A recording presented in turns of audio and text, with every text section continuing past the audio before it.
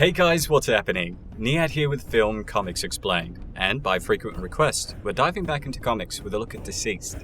Created by Tom Taylor, DCeased is an amazing 6-part miniseries about the end of the world, and is essentially DC's answer to Marvel Zombies. We pick up with a narration from Lois Lane, no doubt inspired by aliens.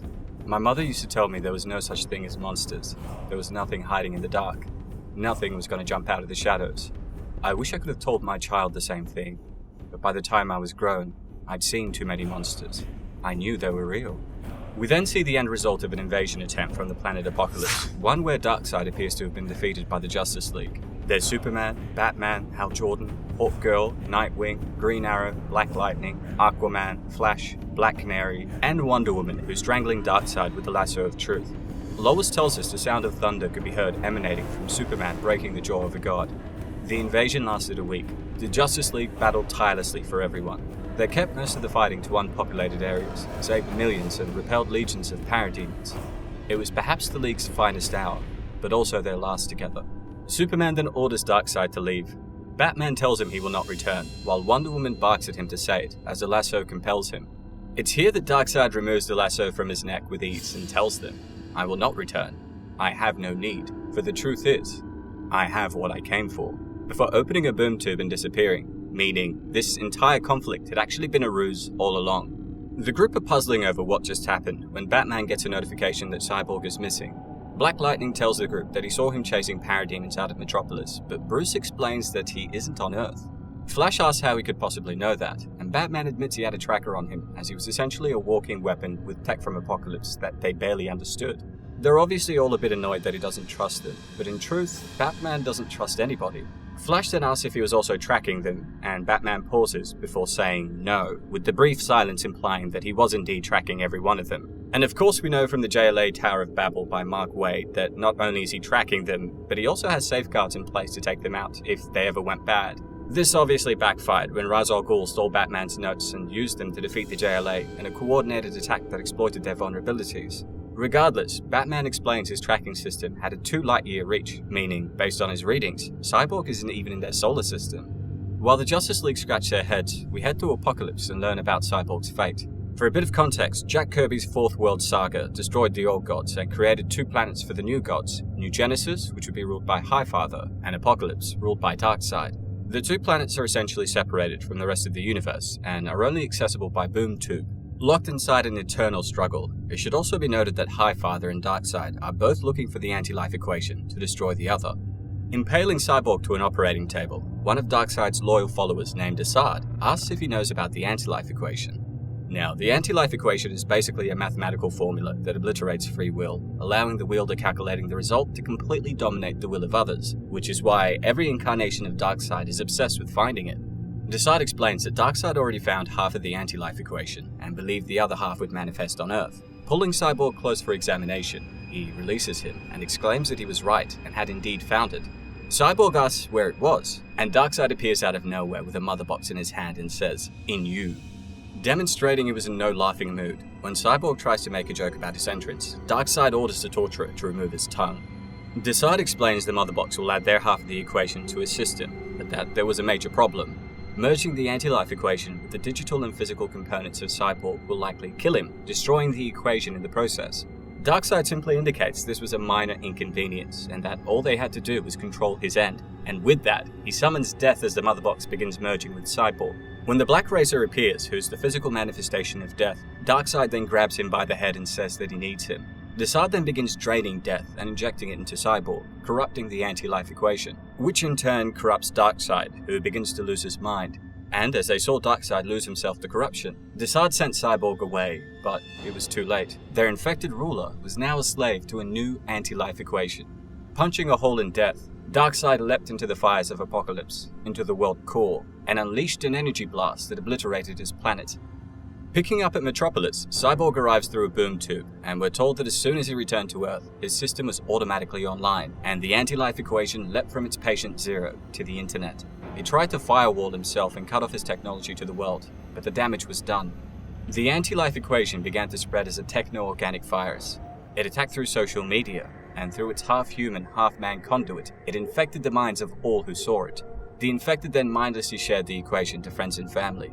As the corruption took hold, the desperate and scared tried to tear the equation from their head, and just like that, they were enslaved.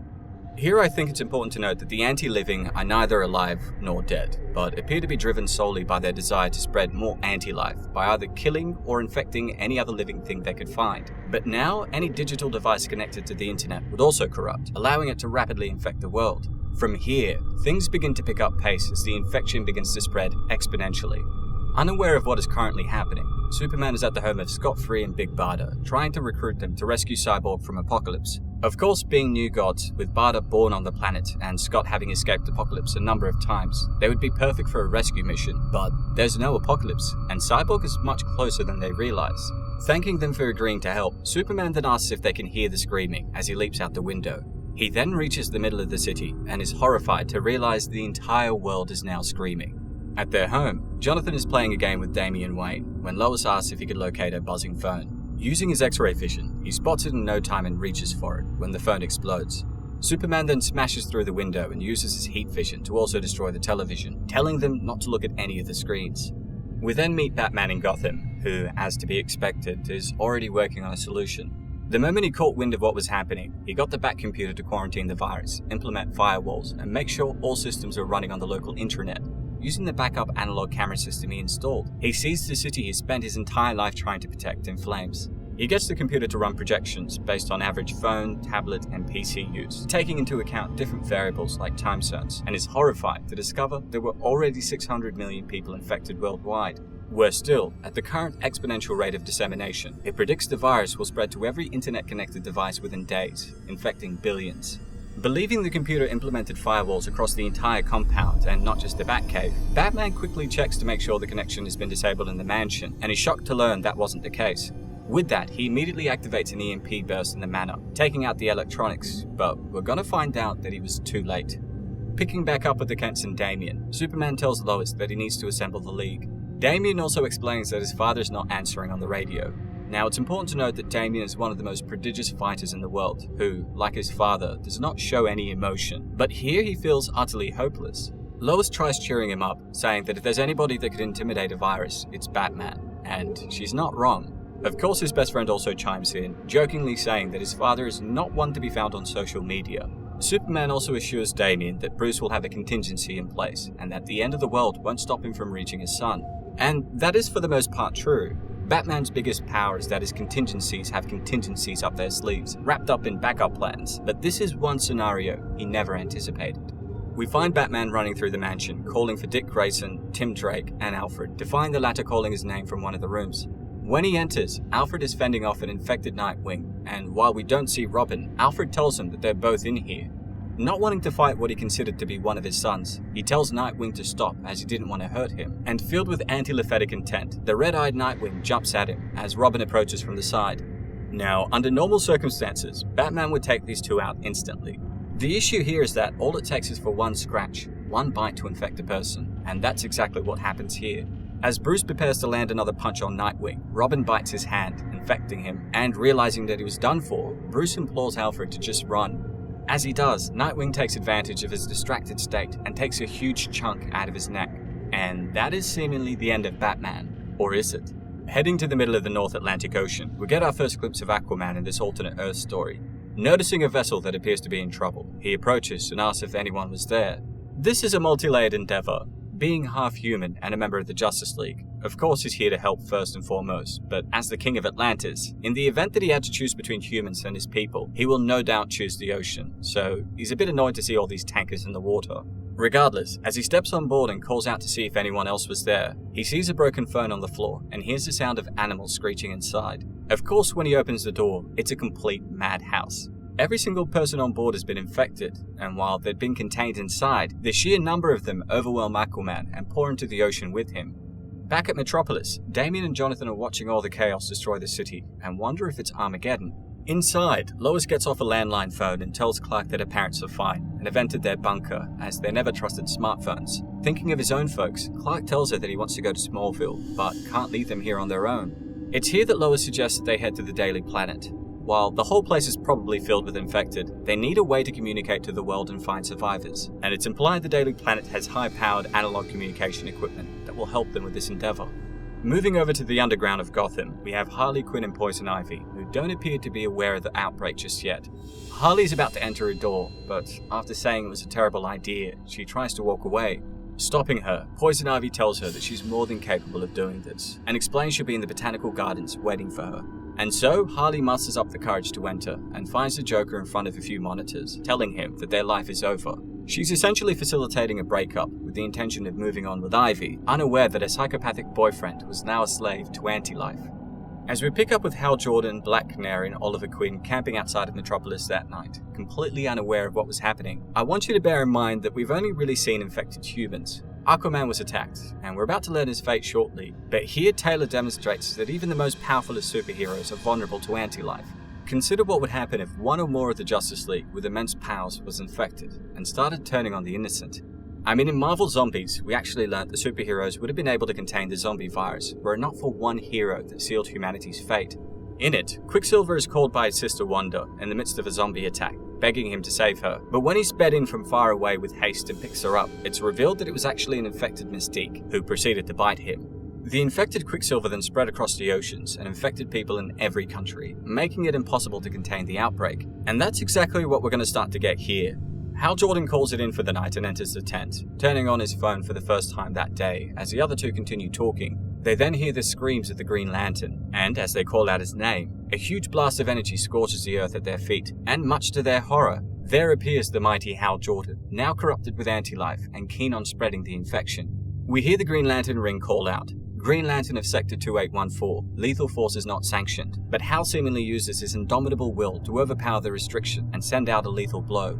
While they both get out of the way just in time, Dinah is hit in the back by debris. As far as Ollie is concerned, Hal is one of his best friends, so instead of trying to kill him, reasoning that whatever is causing him to lose his mind can be dealt with, he tries to incapacitate him with a non-lethal arrow. Warning that the next one is going to kill him, he lines up a shot and begins to freak out. The reason for this is that Hal is trying to kill him with massive jagged spikes, but before the construct reaches Ollie, Black Canary is able to create ultrasonic vibrations that fry his brain. As they stand over his body, the ring calls out, Green Lantern of Sector 2814 deceased. Scanning for replacement. Replacement found. Dinah Lance of Earth, you have the ability to overcome great fear. Welcome to the Green Lantern Corps. Picking back up in Metropolis a few moments before this, Clark and Jonathan have flown Lois and Damian to the roof of the Daily Planet, which has an old analog TV system and a radio station that can be used to look for survivors and assemble a resistance team. Lois is eager to get things going, but before she opens the door, Clark uses his X-ray vision and realizes the whole building is swarming with monsters. Lois asks him if it's people they know, and the heartbroken Superman looks down and says yes. Right now, they don't know if there's a cure, and from what they've gathered, all is lost for the infected. He's just about to clear the building out so they can enter safely, when Clark hears the deafening screams of Black Canary in the distance, and so, telling John to keep them safe and not let anything through the door until he got back, he flies over to the commotion, to find Dinah and Ollie looking over the body of their fallen friend. She explains that she doesn't want this power, but Superman flies in telling her to take it, as they're going to need it. Flying back, they meet up with the rest of the gang who've made contact with Bruce. Oliver tells Batman that Hal just turned into a zombie and tried to kill them, but is told that they're not zombies. Bruce continues that they're not consumed by hunger and aren't feeding, but spreading death. He's already figured out that they're anti-living, bent on stealing life, and that the anti-life equation was the trigger that started everything. They all assume that he's okay, but he presses them, urging them to listen carefully as he's infected and almost out of time. He goes on by saying that he's wearing one of the suits of Mr. Freeze, using the cold to slow down his metabolism, thereby slowing down the spread of anti-life, but he's well aware that it's moments from taking him over completely. Standing behind him is Alfred with a shotgun and a somber look on his face, realizing that he was about to betray the promise that he made to Martha and Thomas Wayne. His greatest friend tries to console him, but Bruce explains there is literally no time for sentiment. He continues by saying anti-life is a technological hybrid that can be transferred through blood and digital imagery. This means that in order for them to save the world, Batman thinks they need to destroy any human carriers, satellites, and basically destroy the internet. Now, here's another important thing I want you to remember. With Oliver and Dinah jumping in on behalf of Damian, who's in too much shock to speak, saying that there must be something he can do to stay alive, Batman says something crucial, which we're not going to be touching on till the very end of the series. He tells him that there isn't anything he can do, but then also notes that it's likely his mind now doesn't want him to live, instead pushing him to embrace anti-life. Damian finally speaks up and says Batman. Of course we know he's thinking father in his head, but he's trying his best to keep his composure. For those of you unaware of his origins, he's basically the son of Batman and Talia al Ghul, and as Ra's al Ghul's grandson and a former member of the League of Assassins, Damian is a stone-cold killer. But he's also a child, one saying goodbye to his seemingly unstoppable father for the last time. Wanting him to be strong, Bruce catches himself before explaining that Alfred has something for him, something he always wanted for him, something he always knew Damian would earn one day. He tries to say that he's sorry he won't see him grow up when he begins to repeat himself. Damian finally calls out father and dad, but there's no response. With Batman reaching for his helmet in distress, Alfred calls out his name and is horrified to see the corrupted face of Batman smiling at him with murderous intent. Damian calls out to his father for the last time, when Alfred ends the transmission and cocks a shotgun as Batman runs towards him. Alfred then takes aim and says, "It shouldn't have ended this way. Not for you. I'm sorry, son," before unloading a shot into his face, killing him, and with that, Batman is dead. What we see next is a broken Alfred standing over the bodies of Wayne, Drake, and Grayson, saying, "My boys, I'm so sorry I couldn't save you." And this is something that will continue to haunt him throughout the series. Is there anything else he could have done to save them? While he ponders this, he carries the briefcase Bruce wanted him to give to Damian and boards the Batjet, showing just how bad things were and how broken he now was. Alfred then flies over Gotham and begins carpet bombing the infected without remorse, in a completely out-of-character move. As we pick back up with Harley, she's being chased by an infected Joker, who in all honesty is no more crazy than usual. Deciding to stand her ground, she finally turns around and fires an emancipation round into his chest. But before she has time to celebrate her freedom, who should appear in front of her but the zombified birds of prey? While clearly outnumbered, she smiles and cocks a shotgun again, before saying that she was going to go bird hunting. We're going to find out what happens to her later on, but what Taylor does throughout is illustrate that the heroes are falling, and it's going to be up to both the remaining villains and heroes to stop Anti-Life, or at the very least, protect as many people as they can before the end. On the roof of the Daily Planet, John calls out to Damian and tells him that he's sorry. Of course, Damian tells him that he doesn't want to talk, and so John tells him that he understands and that he'll be sitting here beside him so he's not alone, in one of the many heart-wrenching moments to come. It's here that Superman tells Lois that he urgently needs to get to Smallville.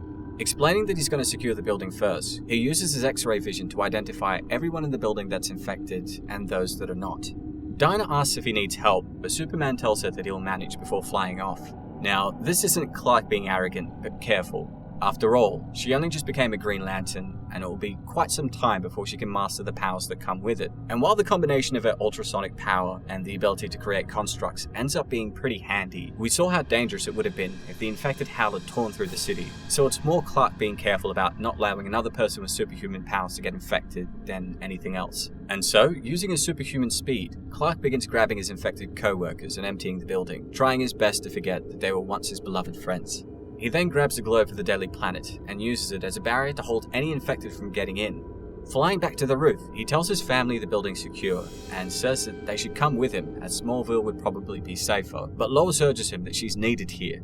Jonathan is of course Superboy, and a more than capable figure. In fact, his courage is going to be absolutely vital to the survival of humanity in a way that you will never imagine. But after what happened to Batman, John is really concerned and asks if his father is coming back. Clark hugs them both, saying that he promised. But as we look over to Damian, we're reminded that such promises cannot always be kept. Telling Ollie and Dinah to keep his family safe, Superman then flies off to Smallville in search of his parents. Picking up in Atlantis, we find Mira attempting to train Garth, also known as Tempest. Mira tells him to concentrate, and as he tries, he tells her that he is, but what she's asking him to do is beyond his capabilities. She explains that he has the power to push against the tides, before joking if he really can't, maybe he should rethink the name Tempest to Mild Weather Event. But as they look up, they notice a darkness moving to them that is blocking out the sun. Revealed to be Aquaman is infected, and all the animals at his command coming through to annihilate his own people. As they realize the darkness was actually blood, Lois begins explaining that they had no idea what they were about to face. They lived alongside gods, and as such, came to rely too much on them to save the world. They couldn't fathom that power ever being turned against them. And while for the longest time, Aquaman has been the butt of every Justice League joke, my man controls the oceans and is not a foe to be trifled with. And that is a theme that will reverberate throughout the story. What happens when your greatest heroes are turned against you?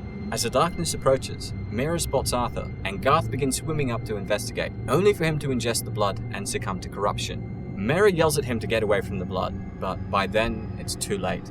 As the hordes of infected descend on Mira, led by Aquaman, all that Mira can do is briefly hold them back long enough for her to escape as Atlantis falls to anti-life. As we pick back up with Superman, we learn that although he was anxious to get to his parents, he couldn't ignore the people that needed him. Only problem is that with the apocalypse, every single person needed him. After rescuing hundreds if not thousands of people, Clark sees a helicopter under attack and finds Black Lightning on board with his children. When Jefferson explains it was an infected Clayface holding onto the chopper, they both use their combined powers to sever his hold. As they fly away, Clark tells him to meet him at the Daily Planet, before speeding off towards home. Finding his mother outside with a shovel, he asks where his father was, and Martha explains he was inside and that she hit him, indicating that there was something wrong with him. Wanting to make sure, Clark opens the barn door and heads inside to the sound of banging. He then breaks the lock with his hands and opens the trapdoor to find Jonathan was indeed infected. His father then runs up in a crazed state, trying to infect Clark, but Superman is able to use his superhuman speed to effortlessly dodge and restrain him. Realizing that he couldn't help his father, and that there were many others that still needed him, the unstoppable Man of Steel grabs his father and gently carries him back down. Closing the trapdoor, he then uses his heat vision to solder the lock shut again. For the first time in his life, he wasn't fast enough to save his family. Coming back outside with a somber look on his face, Clark tells his mother that it was time to go. Martha cries that they can't leave as this was their home, and that his father was still there, but Clark explains that he was no longer with them, before gently picking her up and flying her back to the Daily Planet. And that is the first half of DCeased. Let me know what you guys think about the story so far. Honestly, this is one of the best new comics I've picked up in quite some time, and if you guys are digging it and want to see more, we can finish the story right before Halloween, and then maybe cover a few other story arcs I've had on the back burner for a while. Either way, let me know what you thought about DCeased, what you thought about the anti-life corruption, and please, if you've already read the conclusion, don't spoil it for the people in the comments. With that said, that's all for today, folks. A huge thanks to everyone that requested we cover DCeased. Don't forget to hit like and subscribe to stay up to date on all my content, and if there's anything else you'd like to request, please don't hesitate to ask. As always, it's been a pleasure. Niyat here with Film Comics Explained. Thanks for stopping by.